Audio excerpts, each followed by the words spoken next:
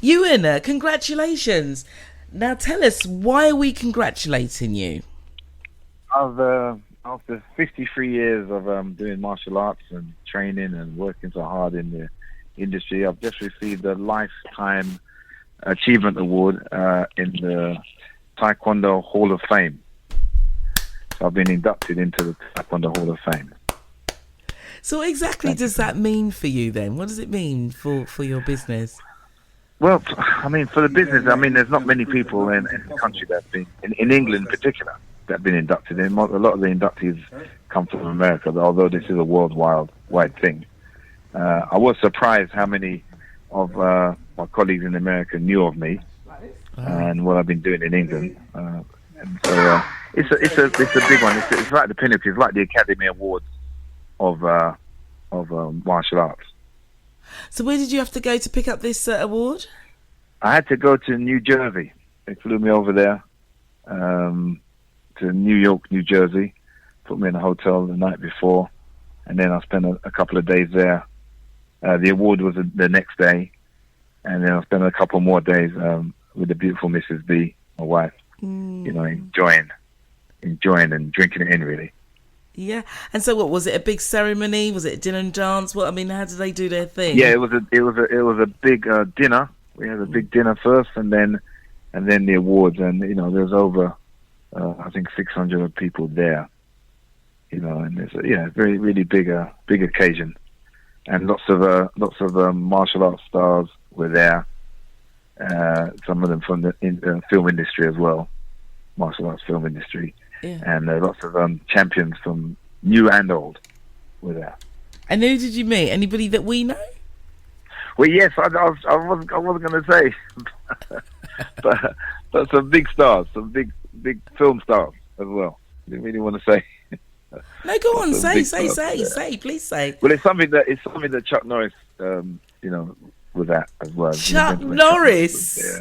Yeah. Everybody loves Chuck Norris.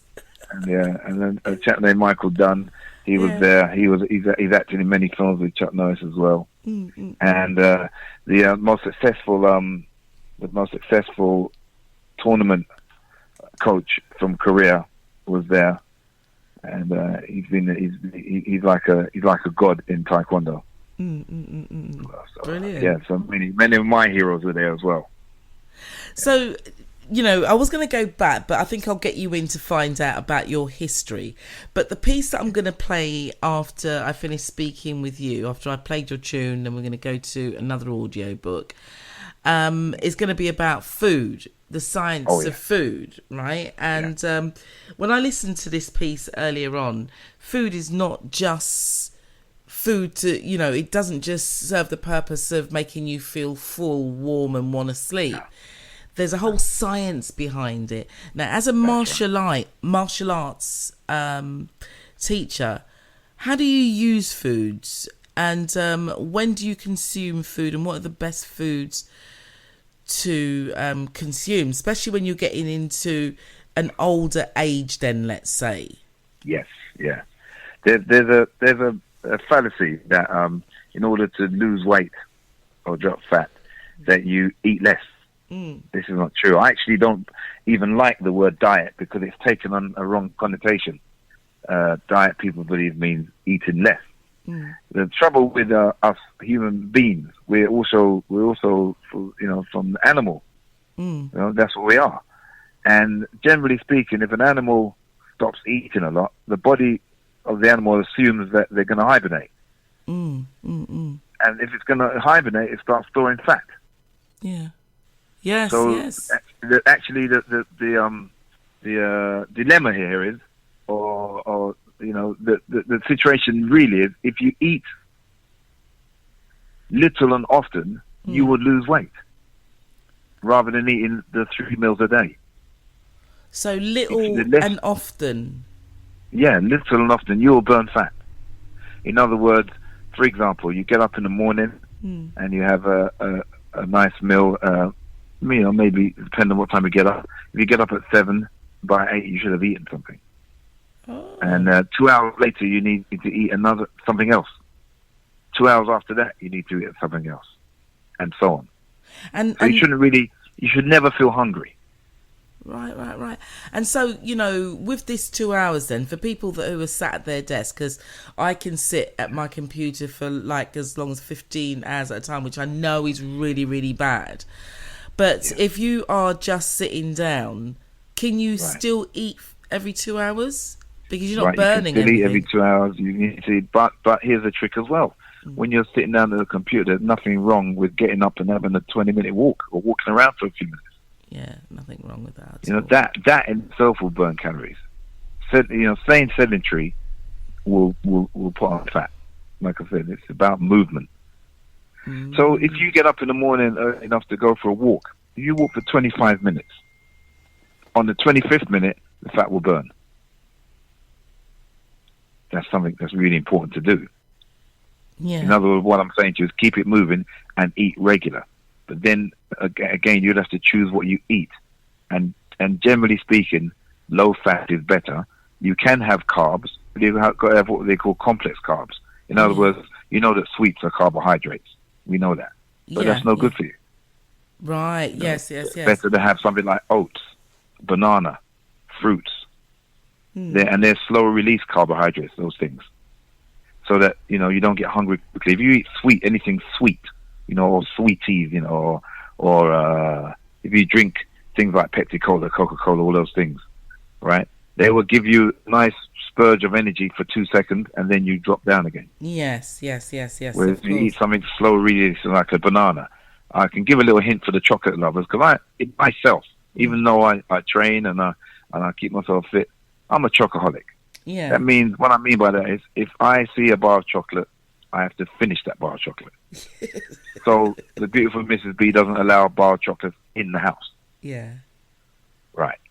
So what I do, if you get a chocolate craving, what you can do is eat a banana instead. It gives you the same feel, the same emotional boost, if you see what I mean. Yes, I do. As chocolate would. Yeah. So things like that. It's just a question of like they say, work smart, eat smart. Yeah, work smart, eat smart, definitely. Now, this is our audio bookshop. You by now must have a book out there, and you should be putting it on audio as well. You got a great voice. Absolutely right there. I had discussed it with you a while back, and I discussed it with a good friend of mine, and I've got a book called Kickstart Your Life, which actually has got a little bit about that, the diets and the right food to eat. It's an inspirational book that I wrote, and I understand that people, unless they're on the beach or on a plane, generally don't really read books these days. So I am embarking on getting that in as a talking book. I've got all my stuff ready for it, and the studio will set it up, and I'm going to turn it into a talking book within this year. Definitely. Brilliant. We'll do it quick because we want to feature it on our shows, our Monday night show, Audio Bookshop. Can you select a track for us to play next now? Well, this is a track that means so much to me, this tune here. Because I infuse my children, with the students in my class, with this notion, dare to dream. People don't, these days, a lot of people don't think they can do something. If you dream it and you think it enough, in other words, if you say you can, you will. If you say you can't, you're right. So I say people have to dare to dream. So this tune is called, that I love, it's called Dare to Dream by Viola Wells. Brilliant. Beautiful tune. Love it so much. Thank you so much, and congratulations. Brilliant. Thank you. Thank you, Ewan. Bye. Thank you very much. Take care. Bye-bye. Love to Mrs. B. I will do.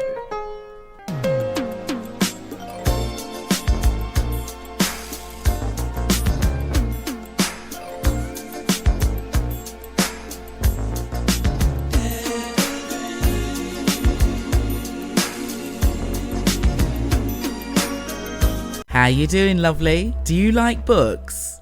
Well, join me, DJ Elayne Smith, for my brand new radio series, Audio Bookshop. We'll be entertained by a number of eclectic audiobooks, motivational, true stories, made-up stories, mostly read by superstars and people who have been there and done that. This is an X-rated production. You've been warned.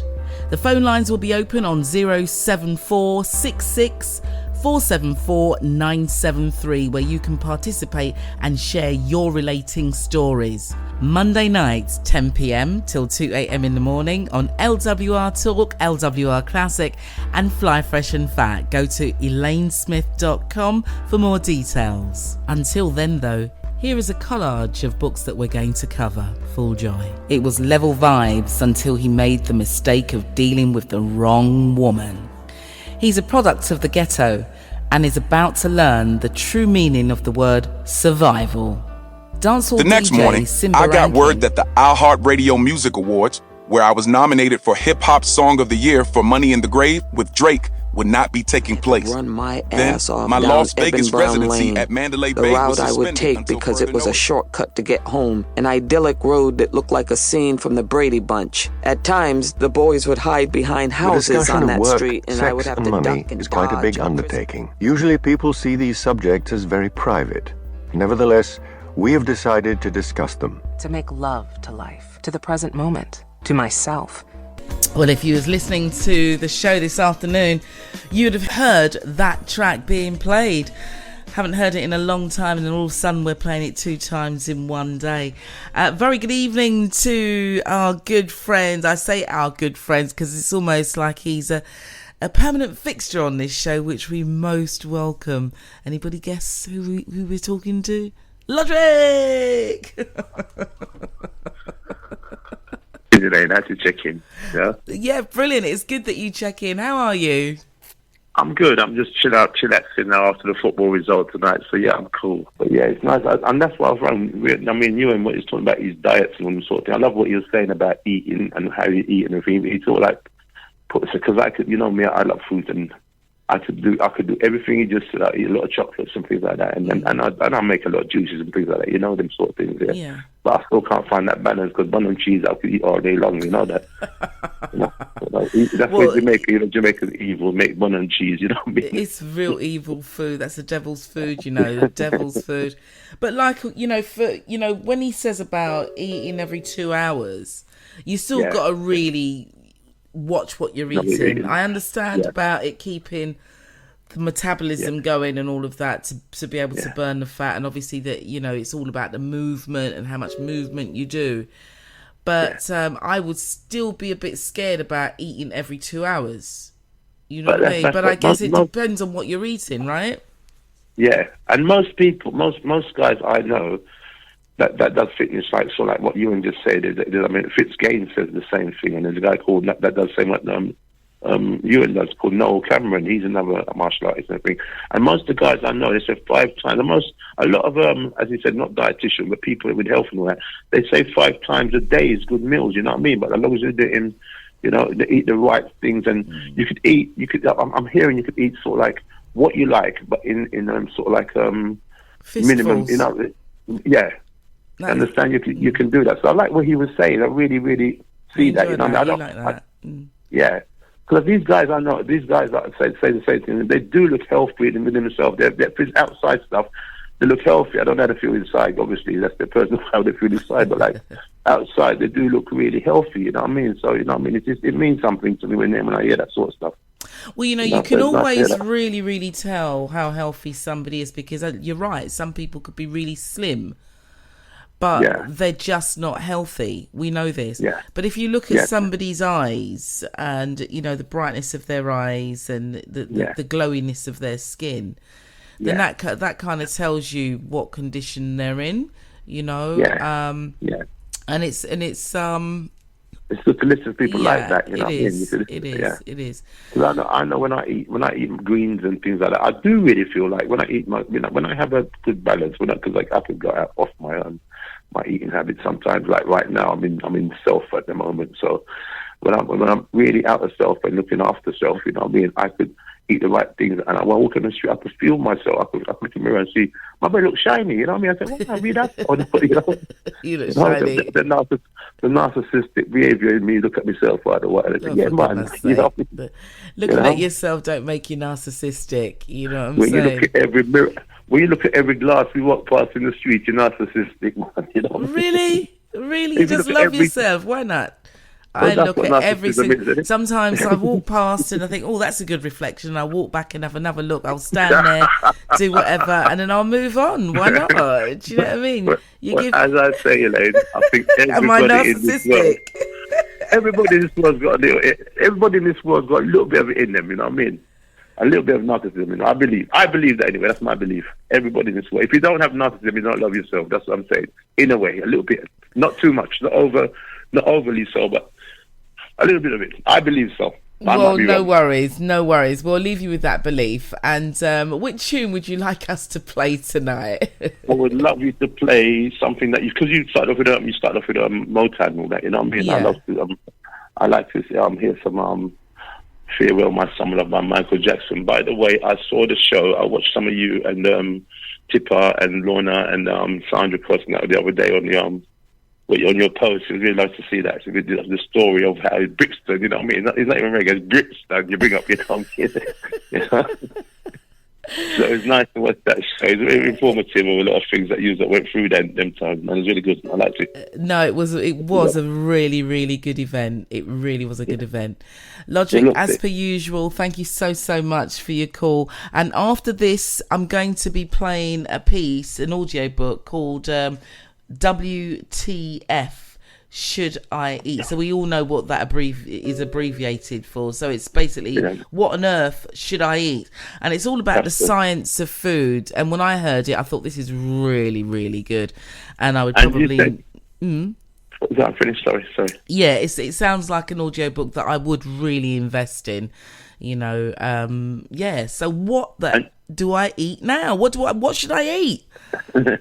and Ewan's done an audio book too, you said, yeah? He's going to be doing one. He's written a book and he's going to be, doing the audio. So we should get that early next year sometime. Yeah.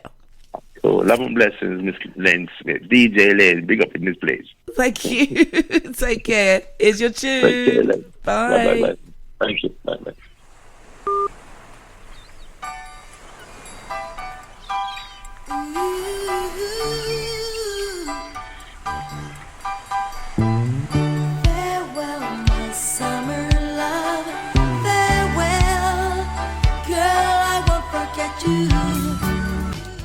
Is that science continues to refine and illuminate fundamental principles of good nutrition.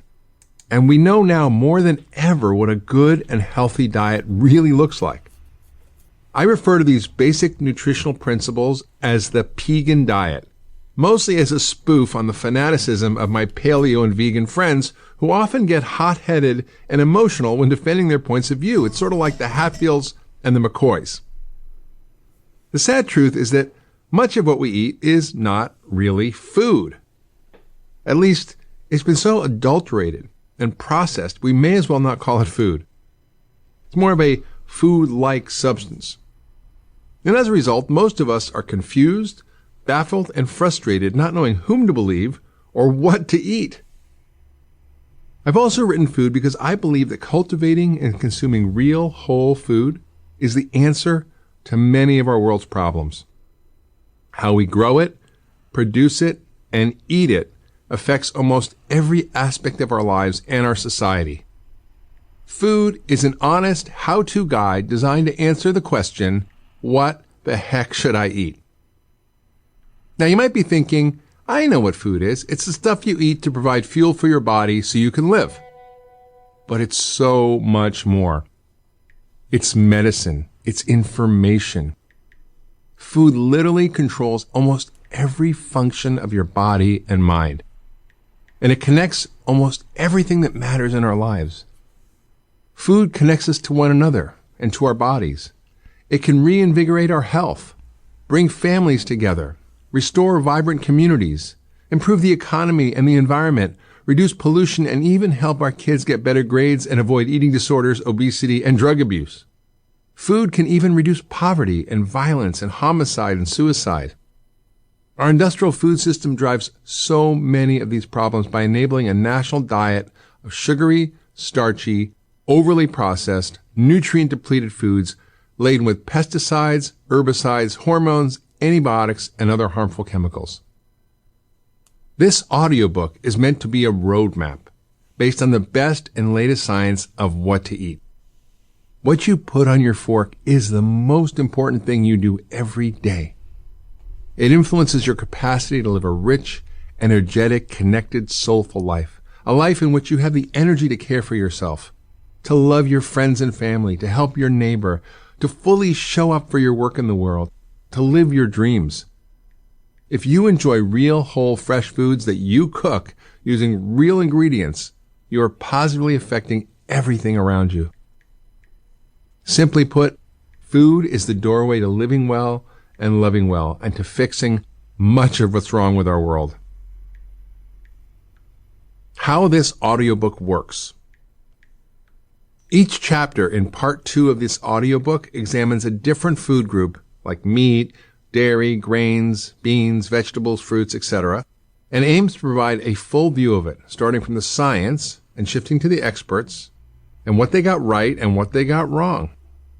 Each of these chapters contains a guide for how to integrate environmental and ethical guidelines into your shopping practices, as well as lists of what to eat and what not to eat, because after all, isn't that what we really want to know? No part of this audiobook involves deprivation or suffering. I want you to wake up every morning feeling good, enjoying life, and ready to eat great food.